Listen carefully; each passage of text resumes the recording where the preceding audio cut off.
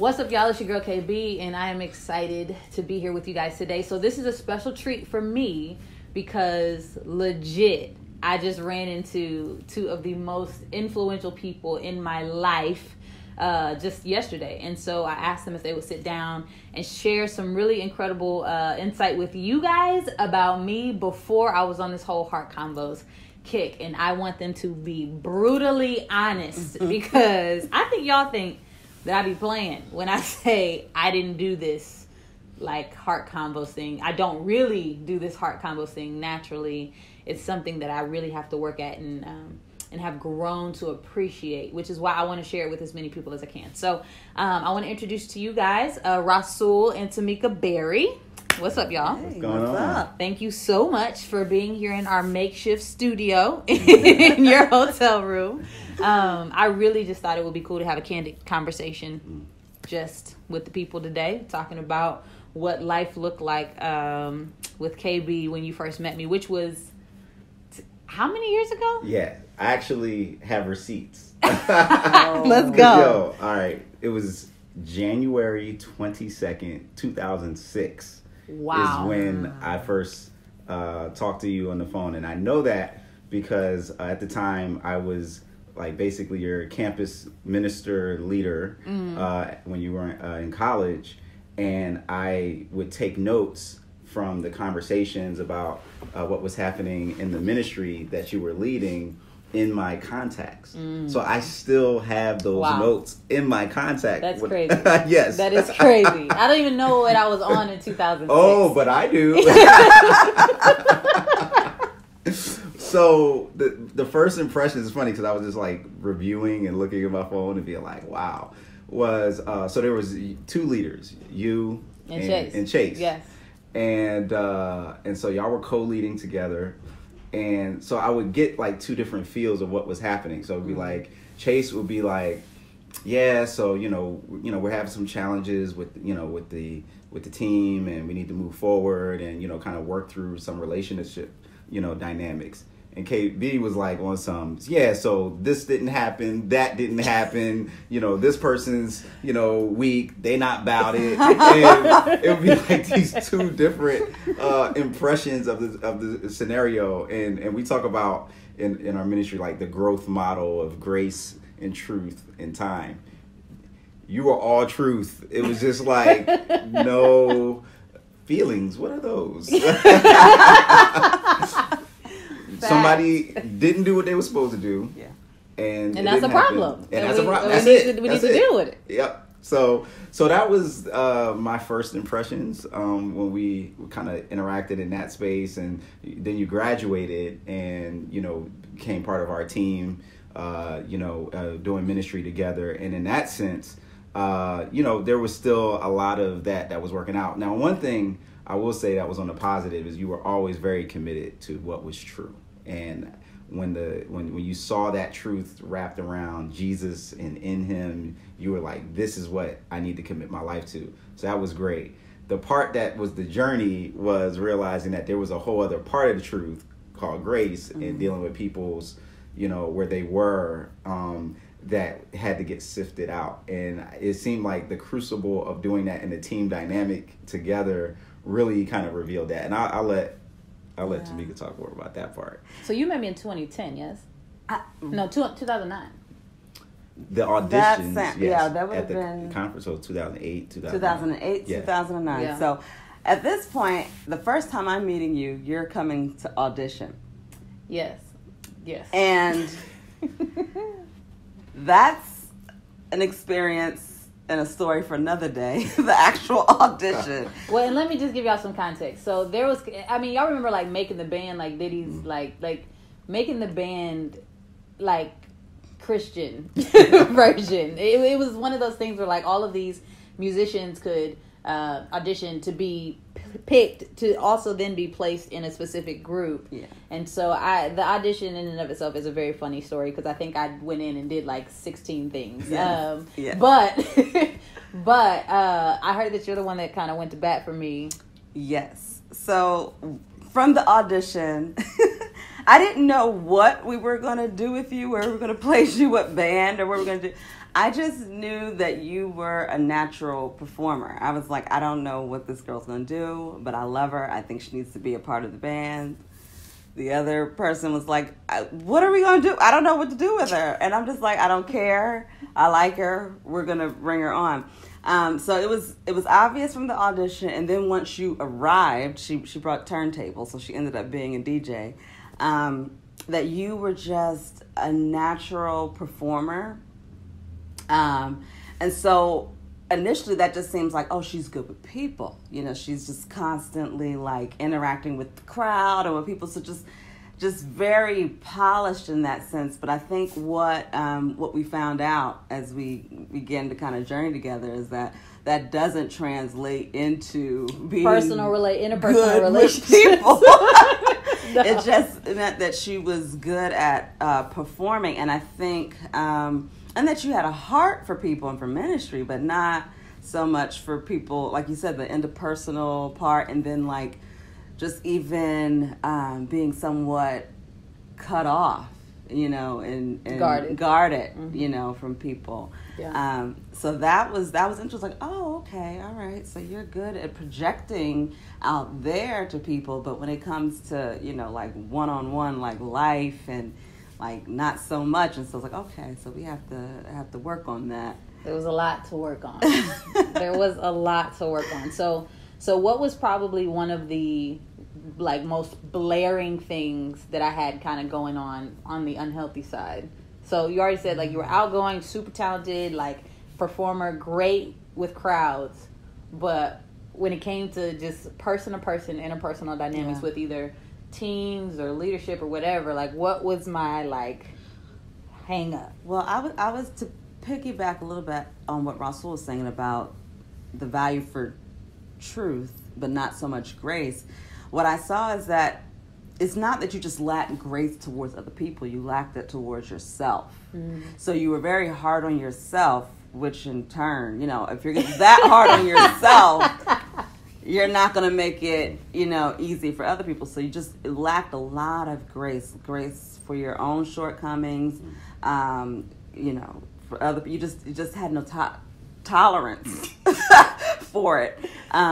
So I think part of it was getting you to allow yourself to have, you know, grace and to love yourself first. Like, you know, not to be cheesy, but, you know, the greatest love of all, you know, to love yourself. So it really was a thing like, oh, okay, KB needs to learn to love herself and give herself some grace along with this truth. And then she can kind of learn to extend that to other people. I got one too.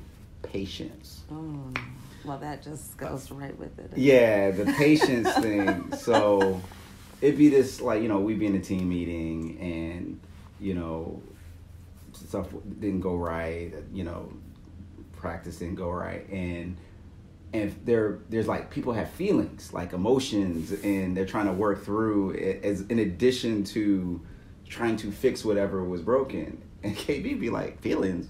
What I got to do with it? Like, do what you're supposed to do, fix it, and that's it. It'd be like, well, there's this whole other aspect of people's souls that we have to kind of care for, KB. And so, but you know, it's funny because it reminds me of like the, you know, like that image of that lieutenant in the military that you would want to be in the foxhole with, because you know they're going to just, you know, fight and give it all you got. For sure. But then when they get out the foxhole into like civilian life, you know, like Major Payne, you know what I'm saying? It's like, they can't get out that mentality. Major Payne is one of my favorite movies growing up. So that might be why.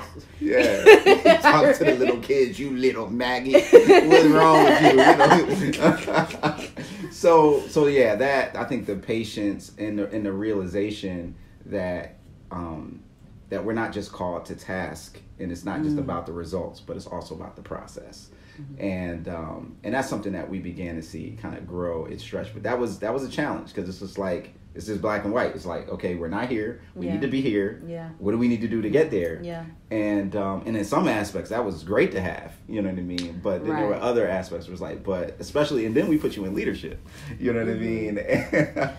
I think the wonderful, and this is, you know, what I hear you talking about with Heart Convos, that whole aspect of community, because it's what community does is you're staying in a place long enough with people long enough to see the carnage and the damage of the decisions that you're making. Right. When you come into a place and you get to perform, and then you get to go home, or you know, you come in and you do a task and you leave, then you're not, you know, I mean, maybe you're impatient with the person, but you don't get to see how that, like, Flushes itself out. right, and how that affects them over time. But when you're in community, you get to, you know, it's not too much, you know, nowhere you can really go. You know, after a while, you're just like, okay, now I have to actually deal with. Yes. Which is what I loved about that season, you know, with you guys. We did life very intentionally for 3 or 4 years, you know, just like, and when I say intentionally, like, I'm married now. Outside of my relationship with my husband, there are 2 sets of people that I would say I've done life this closely with. I think with you guys, being on the road with you guys, with the team, and just like I mean, you're sleeping together, you're waking up, you're eating together, you're in, like, on tour buses and vans and stuff for like weeks at a time. You live in the same apartment with these people. Like it's one of those things, like, that type of community was so intimate and intentional that dysfunction could have just been in and throughout that thing. Yeah. And there were issues, and there was, you know, drama and conflict, all that kind of stuff, but in my mind, it wasn't, when I look back, it wasn't dysfunctional, because there was such an intentionality to work through that stuff. Yeah. You get what I mean? Yeah. And then before that would be, I would say, camp with Timotheus, and then, you know, out of Summer's Best 2 Weeks. So those 2 seasons, like, years and years and years of people just in your face, constantly, like, exposing, you know what I'm saying, like, your issues, your sin, your shortcomings, but then also, like, walking with you through your insecurities and your struggles and depression, and but then celebrating with you, like, your highs, you know what I'm saying, and like, you know what I mean, like, you're accepting awards with these people, and you know what I'm saying, like, you're hitting milestones with these people. So it was just that dynamic of community and intentionality, like you said, is not something that you get from being on a stage in front of thousands of people who are excited to see you but don't know you. You get what I'm saying? And I think that's one of the things that was a motivation for starting Heart Combos, is encouraging people to establish community, because I felt like from the most successful, famous influencers on our planet and entertainers on our planet to just the everyday, you know, individual straight out of college, people are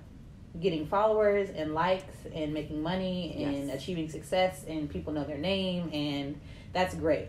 But they don't have what I just described, like those people who are linking arms with them and walking with them through all of those different phases of life, which for me, at the end of the day, when all that other stuff dissipates, you know what I'm saying, like, sustains you, which is why I feel like celebrities can wake up one day and feel like life is not worth living, because at the end of the day, that money, that success, that fame, like, that kind of stuff doesn't pull you through. You get what I mean? Like, so, listen, y'all have been there. Yeah, one of the things that made that kind of intentionality possible was the focus on resolving conflict that we had. In fact, we would routinely teach on resolving conflict, and oftentimes, like you said, with all that kind of proximity of relationship that we had, those were principles that we always had to go back to.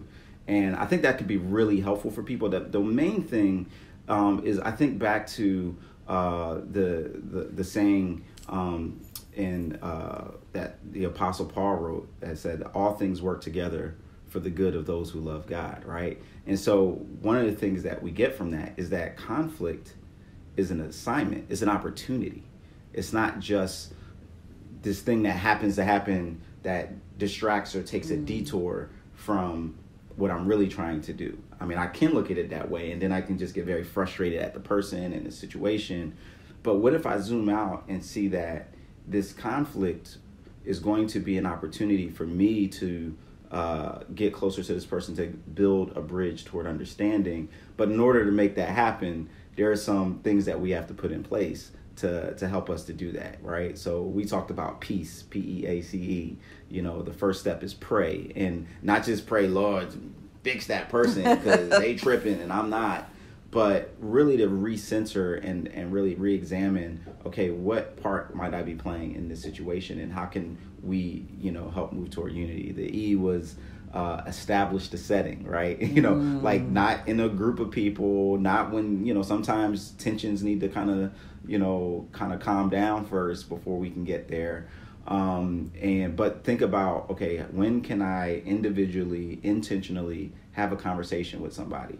Now, in that conversation goes the A, which was accept responsibility, right? There's my favorite. Listen, I don't have an issue with that. Yeah, right. no, yeah. That's true. But as you know, Tamika said, sometimes you could kind of take on too much for yourself. Yes. So it's like accepting responsibility says, okay, let me ask the question, what part am I playing in this conflict? And what can I, because it always is a two-way street. There's always something that someone misunderstood or something could have been said differently. So if somebody misunderstood something, you could look at it like, well, you misunderstood me, or you could look at it as I didn't clearly communicate what I was trying to say enough for you to understand. And so that was accepting responsibility. C was clarify the issue, right? Oftentimes we rabbit trail like a mug. Right. It's like, well, what are we really talking about? Like, and then what happens is, because people are afraid of conflict, they build up this backlog and they build a narrative about who somebody is and what they do, and eventually that narrative, like that pile, gets so high and then it explodes, and then you get in a conflict and then you're bringing up stuff from 3 months ago. You know what I mean? That is also me. you drank the apple juice that was in the fridge that was mine, and you just don't always look out, and so there's all this stuff, and then it's like that person is now trying to, they have a moving target of what they did and how to establish So but when you clarify the issue, you say, okay, this is specifically what you did, how it made me feel, and then the other part is the how it made me feel takes some of the awareness of the fact that an action doesn't necessarily need to have had the intention of hurting me in this way, but it had the result of it. This is how it made me feel. Which was often my issue, and I want to make sure you get to the E.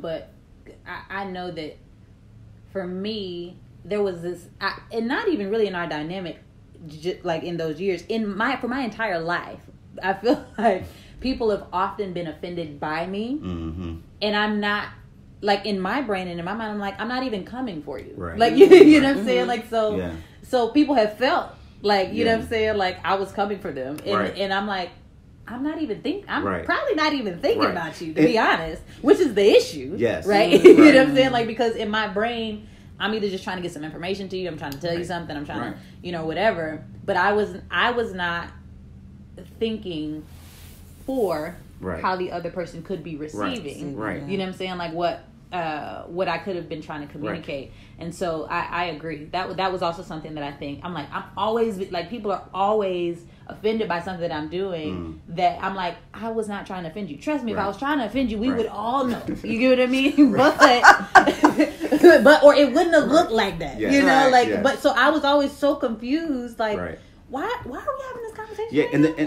And the other reason why that's important to clarify the issue is because, let's just be real, there are demographic factors that cause there to be sometimes where people take offense to you. You're a woman, you're a black woman, you're, you know, very capable and competent and talented and expressive and clear-minded and saying this is what it is. And for some people, they can receive that and feel like, oh, you're intimidating. And it's really their stuff that they're bringing into the conflict, not your stuff. You just being you and just kind of being, and if it came in a different package, they would be okay with it. But because it came in this package, they might be intimidated. And so sometimes when we look to resolve conflict and you clarify the issue and you go, is this really, did I really do anything that warrants this type of reaction, or is it just the perception that you had that I was trying to come at you? Because sometimes I'm not trying to come at you, and that's an important conversation to have too. Absolutely. So, yeah. No, that's really, really good. And again, I could easily just be like, you're absolutely right. People be tripping, but I do own the fact that I was just trash. Like, I was just such a trash person because I honestly, I almost feel like something broke in my mentality at some point. And I don't know when this happened, but it's not what it was. I know that, and it's funny because it's all a blur when I when I look back. But for a long time, I just remember like it does like that's not what I meant. It doesn't matter. You get what I mean? Like it doesn't like. Right. I hear what you're saying. Right. That's not what I meant. Right. Can we move on? Yes. You know what I'm saying? Yes. Like, can we move on? And even that disposition in my tone, even as we're talking about it, and I'm thinking back, it's that same feeling of like, yup, like deep down in my core of core, I don't care. Like I just don't. Apart from Jesus, and apart from like being in healthy community, I am just I'm like that. I have very low tolerance. My capacity for foolishness, you know what I'm saying? Like all and what I've defined as like weakness, but when people would try to be vulnerable, which is something I stand on a soapbox now and tell people vulnerability, transparent. But I at the time would perceive that as like weak, lesser than. Yeah. So all of that to say, like, although what you're saying is correct and I agree. Right. The posture of my heart back then in regard to the people around me who were trying, you know what I'm saying, like doing their darndest to bear with me, you know, like there was just this disdain and attitude. It was so just foolish and horrible and not loving at all. And so, so I was like, disclaimer, I'm sorry for anybody who ever had to. Which is so, I think in one of my podcasts, I say that. I'm like, I'm sorry for everybody who's going to hear this Heart Convos thing that I have just been, I'm so sorry. But I just acknowledge that I've been on both sides of that. Yeah. And then the E, which I think kind of wraps it up, at least in terms of seeing also how you've grown in this, is to explain next steps. Mm-hmm. And explain next steps. Kind of go, okay, this is what happened in the conflict. This is what you heard. This is what I said. Sure. How do we move forward? Sure. And in this relationship to make sure it doesn't happen this way. That I don't make you feel that way. You don't feel like you don't misinterpret what I'm saying. Mm-hmm. And if it does, what do we do about it? Sure. Mm-hmm. And that is so key for a couple reasons. Absolutely. Because one, it establishes I'm committed to this relationship. Yeah, right.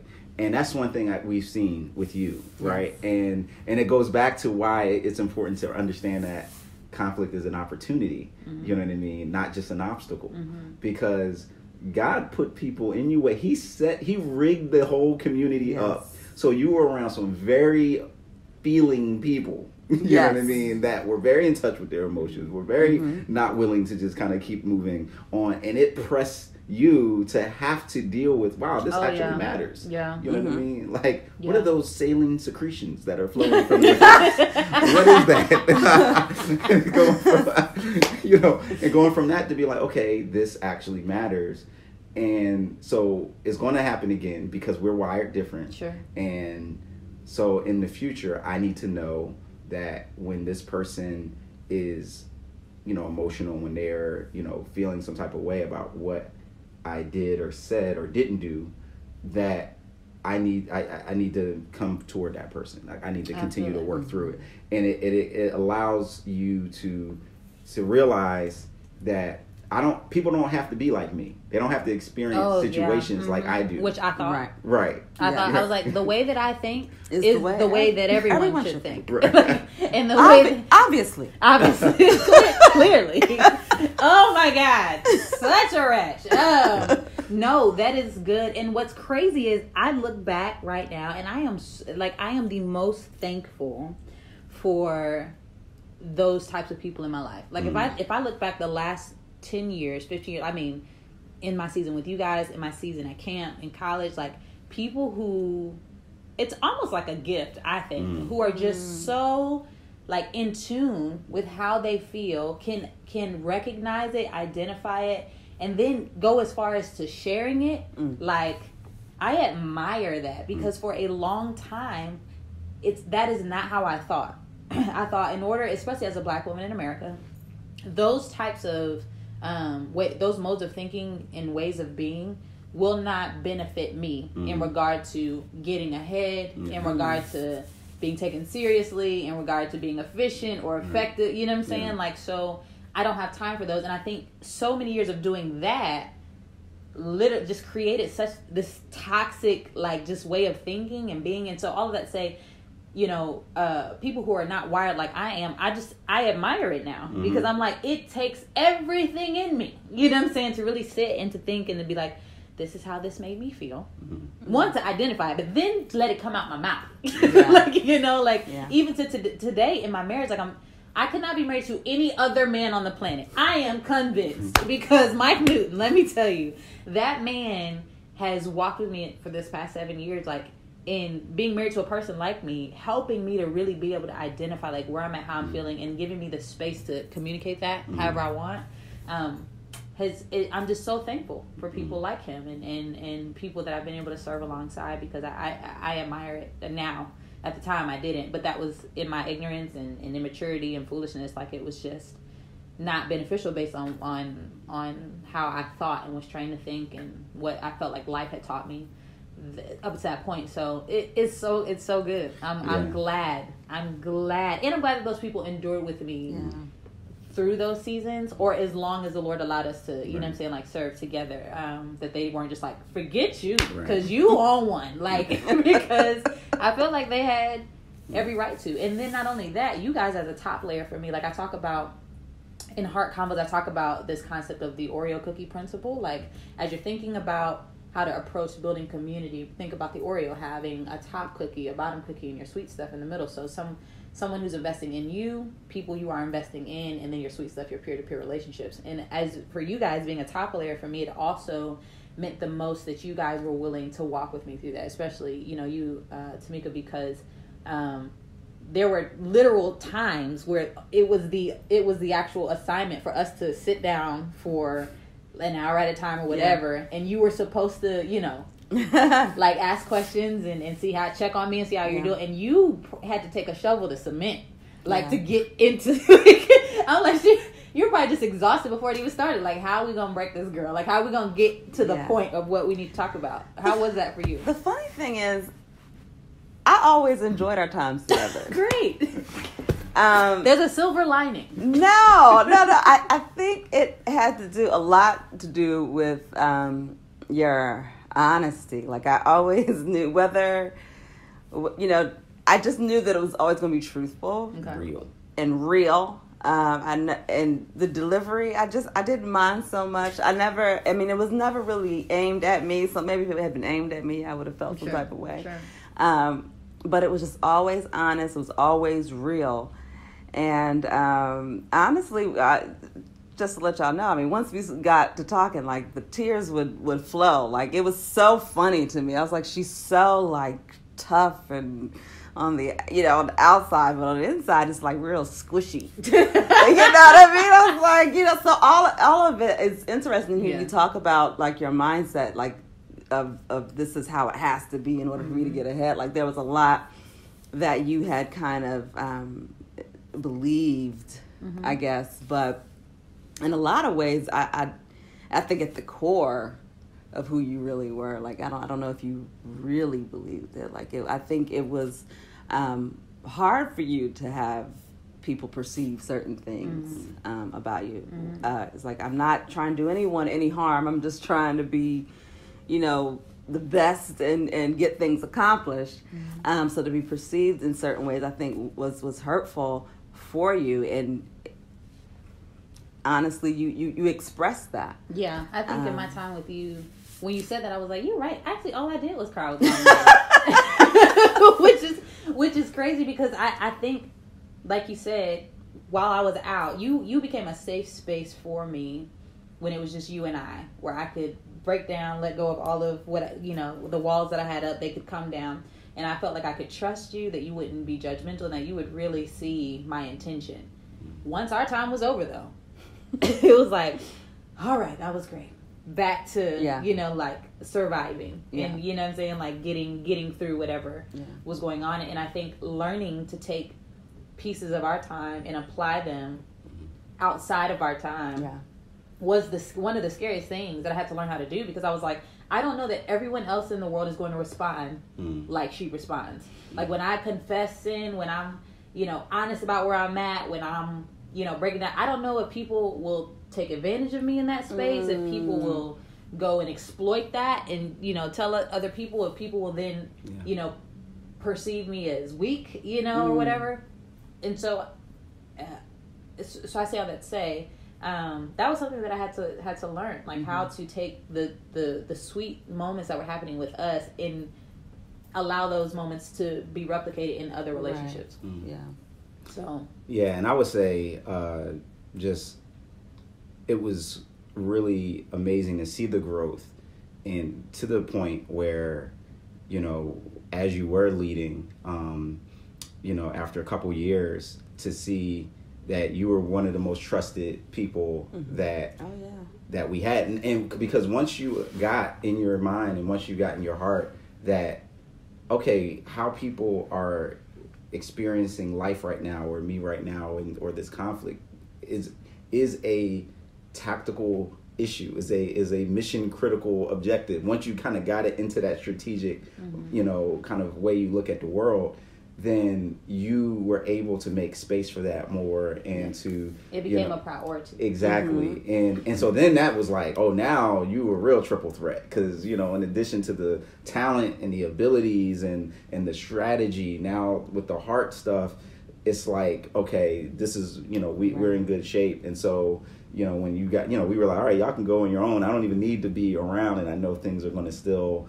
you know, be well and be held together. And so I just want to commend you on that, and that's why I'm excited about Heart Convos, because now you're kind of inviting people into that journey, and I think it's one that's really important and valuable, and I'm glad that we were able to be a little bit of a part of that. No, thank you. I mean, I think we need to go ahead and make some actual written content about the piece, you know, like get that, you know, written down, because I think it would be great for people to have one, just as something they can reflect, you know what I'm saying, like on, because that's stuff that has to be, what's the word? Like that repetition, you have to keep hearing it, you have to keep, you know, putting forth that effort, which is why I'm trying to encourage people on the Heart Convos platform to embrace hardship, difficulty, transition, just as a part of the process. Because I think when it happens, what it does is it feels like a blow, almost like, oh, I don't like that. And people are like, all right, I'm out. Like, you know what I'm saying? It's no, like, let's think about boxing. Like, you want to build up your endurance. How to take you know what I'm saying? Like, how to take a punch. Not that you want to be in relationships where you're only getting punched. You know what I'm saying? Like, so let's be clear, Shawty. You know what I'm saying? like, I'm not saying, you know, just be in relationships with trash people just because. Right. But know that relationships are like, you know, it's that fight, and you want to build that fight in you. You know, we talked about the 4 stages of adaptation, and one of those stages being the fight stage, not flight, where you're like, every time you get hit you want to run away, but you're willing to like stand, endure, learn, grow, you know. And so I think it would be good to get that written down. But yeah, this is good. And moving forward with Heart Convos, I really, like you said, one day just thought, I just got to start talking about it, you know, like to the point where I was like, I've been an entertainer for the last 10 years. I will put all of this down in order to stand on a soapbox somewhere, you know what I'm saying, and just yell like health, you know what I'm saying, like health in relationships, interpersonal development, you know what I'm saying, in regards to people, because in 2018, more people are invested in their devices and this online presence and this perception of connection online, which is real. I mean, we've got, I mean, there's no 6 degrees separation. Like, I technically have access to Beyonce, technically. You know what I'm saying? Like, or Oprah, or whoever, you know what I'm saying? Like, the ability to tweet, to Yeah. DM, like that is all great. But when life happens to me, Yeah. who am I not talking to? I'm not talking to Beyonce. Right. You know what I'm saying? Like, I'm not talking to Oprah. I'm not talking to Tiffany Haddish. I'm not talking to whoever, all these different people that we esteem, and nothing against them. But I'm hoping that in their own lives they have people that real that people. offline they get to connect with, and that in my own little life, you know what I mean? Like, I have people that I can, you know, like connect with and who know me and who give me space, you know what I'm saying? Like to cry and to confess and to be frustrated. You get what I mean? Right. And so I just want more people to have that because it has ultimately changed my life. So I'm super grateful for people like you. Super grateful for all the failed relationships that I've had, you know, for all of those seasons of difficulty. And again, you know, I it's funny because I apologize to people for, you know, whatever hardship I've caused or pain that I've caused. But what's crazy, I'm so thankful, you know what I mean, too, for those moments. Not at the expense of those people. right. You know what I'm saying? Like, but just thankful that I had the opportunity to fail. Yeah. You know what I mean? Like, because you learned from, you have the ability to learn from those things. So, yeah, man, thanks for being here and for talking and sharing. Pleasure. It was good, and yeah, it's good stuff. So until next time, Yeah. you know, remember, guys, it's not a hard conversation; it's a heart conversation. Peace.